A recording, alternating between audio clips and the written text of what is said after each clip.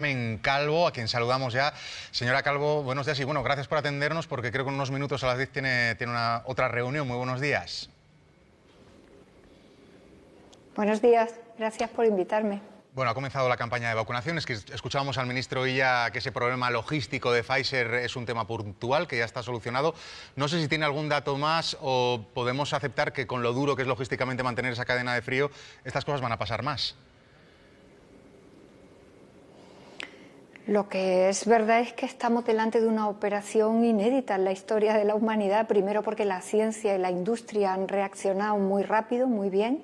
Es la primera vez que frente a una situación como esta, que se ha producido muchas veces a lo largo de la historia, podemos responder con contundencia y, lógicamente, una operación de esta contundencia y de esta complejidad pues tendrá sus avatares, como casi todo, por sentido común, pero yo creo que lo importante es que las vacunas empezaron ayer, que ya no van a parar y que para final del verano, mediados del verano, estaremos en condiciones de tener una población que ya inmunizada pueda responder con bastante normalidad a esto que nos ha ocurrido. Está pasando y tiene que ser así. Mire, he visto esta mañana muy temprano que en Alemania en algunos lugares se había roto la cadena del frío que necesita esta vacuna. Bueno, no dejan de ser elementos muy secundarios frente a lo que es importante, y es que tenemos la vacuna, que empezamos ya el final de esta travesía y que hay que hacerlo con tranquilidad y con mucho ánimo para tener todos los equilibrios, la salud primero, pero también nuestra economía en la crisis que tenemos que ir resolviendo cada día.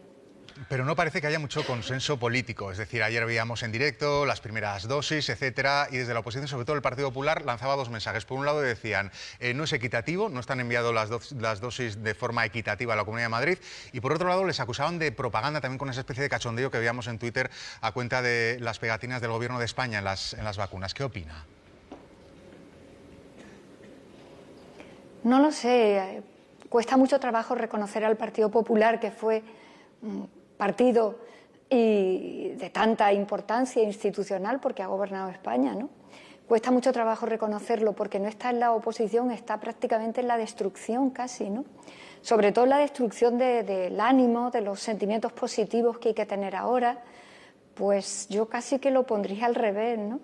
Qué más normal que, sabiendo que hemos peleado en Europa y en el mundo para tener estas vacunas para nuestro país, lo hemos hecho como el gobierno de la nación, que esto sea así, lo hemos hecho en nombre de todos los españoles y para todos los españoles. Cuesta mucho trabajo identificar a este Partido Popular tan radical, tan extremo.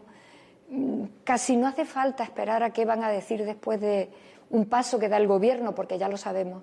Es no, es mandar un mensaje negativo a nuestro país, cuando no, andar por Europa contra los intereses de España. Repito que cuesta mucho trabajo identificarlo, pero bueno, el Partido Popular sabrá.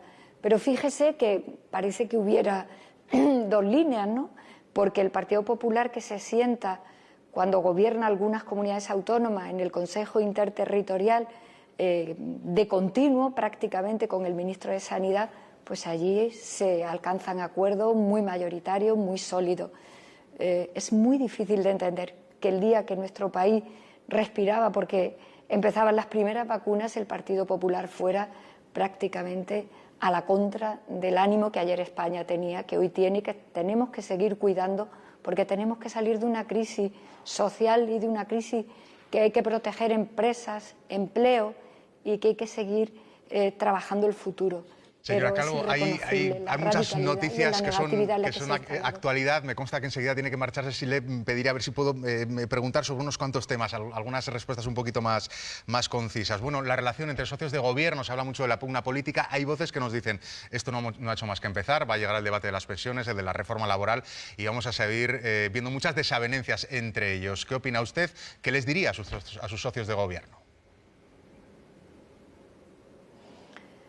Lo que le digo a todos los ministros cada día, dentro de un rato en la Comisión General que tenemos que trabajar para el Consejo de Ministros de mañana. Mire, lo importante de lo que ocurre en este gobierno es exactamente igual que en cualquier otro gobierno, que por cierto ya los hay muchos de coalición en Europa desde hace muchísimas décadas y en España en muchísimos lugares.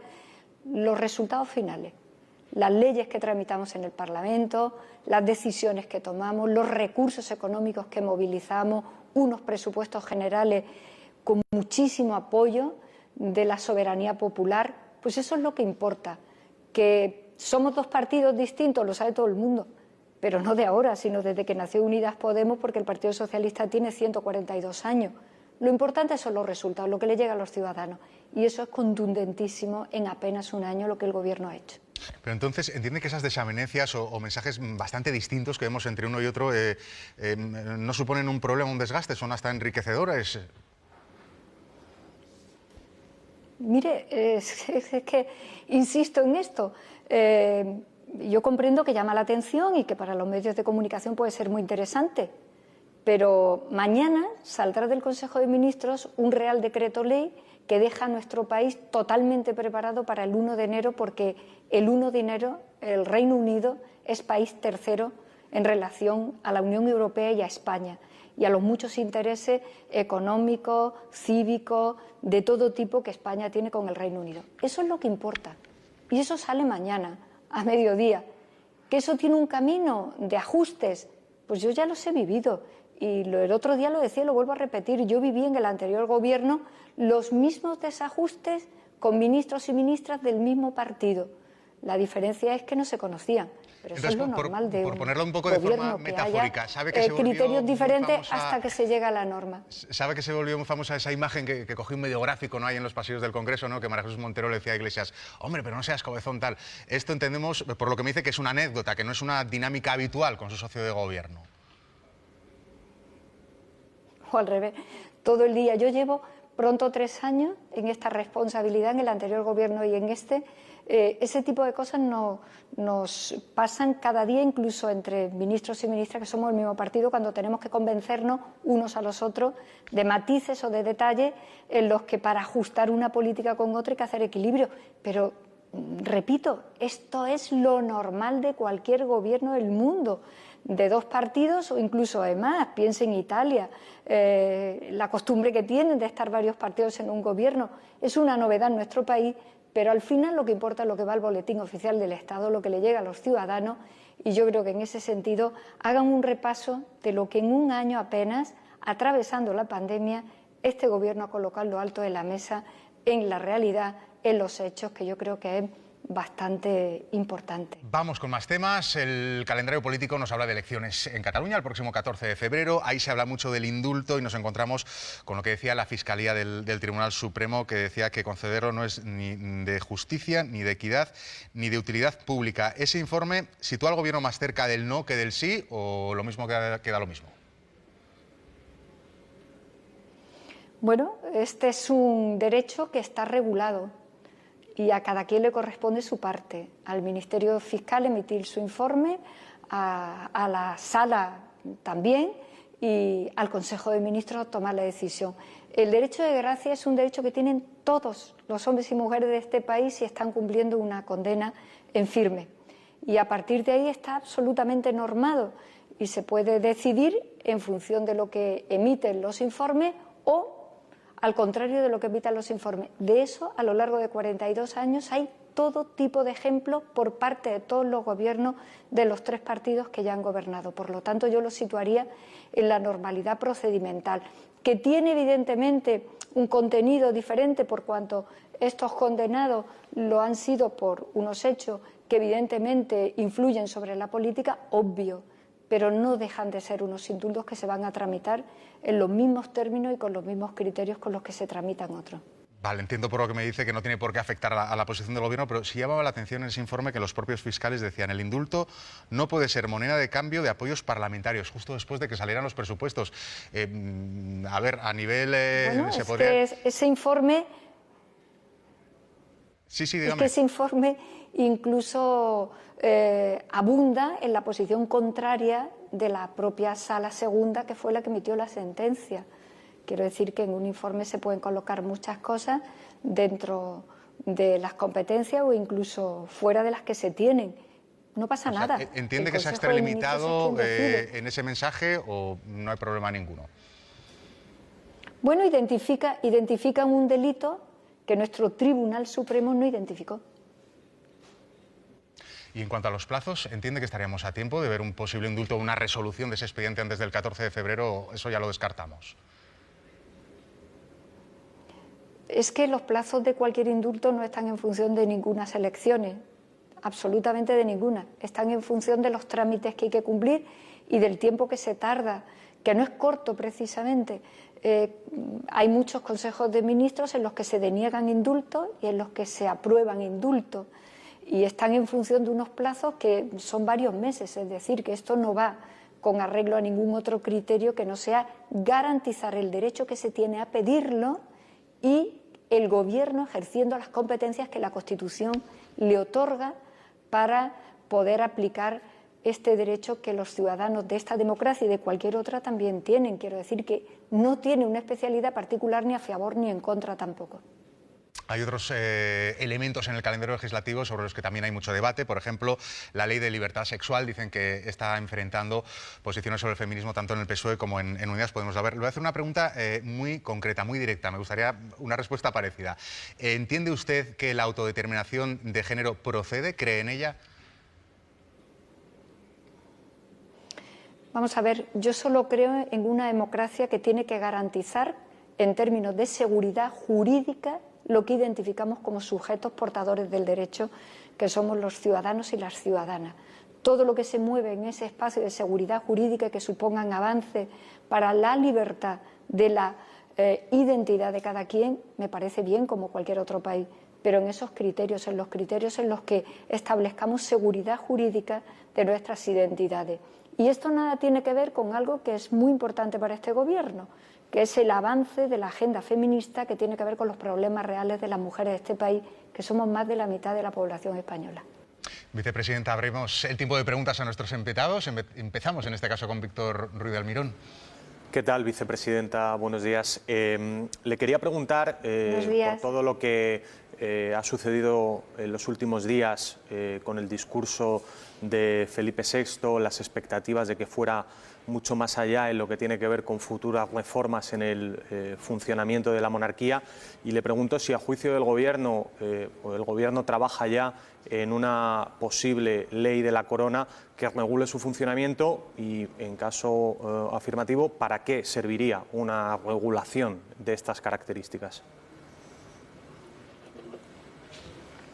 Yo creo que en el discurso del rey quedó absolutamente claro que la ética, que es el tuétano del comportamiento al que nos obligan nuestras leyes civiles y penales, está por encima de todo tipo de vínculos, incluidos los familiares. Creo que en ese sentido fue bastante claro y bastante tranquilizador lo que supone el jefe del Estado y, en este caso, la posición del propio rey con su discurso navideño. Y este Gobierno está comprometido con la defensa de la Constitución de principio a fin, incluido con el fortalecimiento de la monarquía parlamentaria, que en este momento la representa el rey Felipe VI, pero que en este momento es la forma de Estado que nuestro país tiene. Y ahí sí que nosotros pensamos que hay un futuro importante por trabajar, que yo creo que tiene mucho que ver con lo que el rey Felipe VI dijo desde el inicio de su llegada a la jefatura del Estado. Cristina. ¿Qué tal? Buenos días, vicepresidenta. Mañana el presidente del Gobierno, tras la reunión del Consejo de Ministros, va a presentar un informe de una auditoría hecha por académicos independientes sobre el grado de cumplimiento del programa electoral del Gobierno de coalición. Yo le quería preguntar no sobre esa auditoría, sino sobre la posibilidad, que han pedido expertos en COVID, de la auditoría independiente sobre la gestión del COVID. ¿La tienen ustedes en mente? ¿Se va a crear? Vamos a ver, yo creo que inauguramos una fórmula de rendimiento de cuentas muy importante en la política. El presidente lo dijo desde el primer momento, y es que la evaluación importa mucho para saber qué hemos hecho bien, qué se hace bien y en qué cosas hay que seguir mejorando. Así que yo creo que mañana, cuando el presidente rinda cuentas de un año muy complicado, con el aval de la mirada, que no es la mirada interna, que siempre puede ser más autocomplaciente, inauguramos de alguna manera un camino de transparencia, pero yo diría que también de mejora de la propia democracia. Y en ese sentido abarcaremos todo lo que suponga poder saber que hay cosas que se hacen bien, otras cosas que se pueden mejorar, incluso en un año tan complicado como este. Pero repito, tal vez esta propuesta del presidente Sánchez se debiera de quedar ya para siempre en la política española. Hasta ahora no lo habíamos visto y a partir de mañana la rendición de cuentas será importante también en este formato. Ya lo hacemos en las dos cámaras constantemente, como es lógico y como obliga nuestra Constitución, pero en esta fórmula es una fórmula que ha elegido el propio presidente, que yo considero una innovación de mejora del propio sistema. Vamos muy brevemente, sí. Mariela, que estamos casi robándole el tiempo, que creo que tiene una reunión en cuestión de telegráfico. minutos. Insisto, ¿qué tal? Buenos días. Insisto en la pregunta de mi compañero. Usted es una de las principales interlocutores con la Casa Real, junto con el presidente. Le pregunto, ¿cree usted que está en el ánimo de Felipe VI abordar en el corto plazo reformas modernizadoras como a las que aludió Cristina Narbona desde el PSOE a la hora de evaluar el discurso del rey? Creo que el rey Felipe VI está en el presente y en el futuro de nuestro país, absolutamente dispuesto a servir a su país en las fórmulas en las que todos los cambios que sean para mejora y profundidad de nuestro modelo constitucional nos traigan futuro. Pero esto ya lo dijo él en el primer momento en el que llegó a la jefatura del Estado, y yo creo que en ese sentido hay un cambio notable, que lo ha habido durante estos años, que han sido todos también muy complicados, y en ese sentido estoy completamente convencida que el presidente y el propio rey tienen puesto rumbo a un futuro importante de la monarquía parlamentaria en nuestro país. Ana. Buenos días, vicepresidenta. Voy a ser muy breve y continuando con el tema de lo que se ha llamado la ley trans y la despatologización de estas mujeres, una pregunta muy rápida. Usted es un referente del feminismo en el Partido Socialista y en general en la opinión pública. ¿Cree que las mujeres transexuales son mujeres como las demás y sujetos del feminismo? Son mujeres. Así se lo reconocen nuestras leyes y así han hecho ellas su tránsito, su decisión y su libertad, aquí y en casi todas las democracias desarrolladas del mundo. Otra cosa diferente es hacia dónde se tiene que dirigir el movimiento feminista, que es un movimiento seguramente junto con el ecologismo, la protección del medio ambiente, los dos grandes movimientos mayoritarios, abundantísimos, absolutamente globales, que van a conducir las agendas de la política del mundo en los próximos 50 años. Esas son cosas de otras dimensiones, pero las mujeres trans son mujeres. Vicepresidenta, muchas gracias por habernos atendido. Sé de hecho que este año no ha podido volver a casa, ¿no? A Cabra, en Córdoba. Ustedes. Esperemos que el año que viene, si todo sale bien y como esperamos, pues nos encontremos en una situación muy distinta y podamos todos vengarnos y volver a nuestras tierras de origen. Muchas gracias. Ojalá. Muy buenos días. Feliz año, mucha suerte para el año nuevo para todos. Bueno, nos vamos acercando a las 10 de la mañana y aquí pregunto, ¿habéis encontrado algún titular o, como suele ser habitual en estos casos, ha sabido decirnos todo y nada? Bueno, yo creo que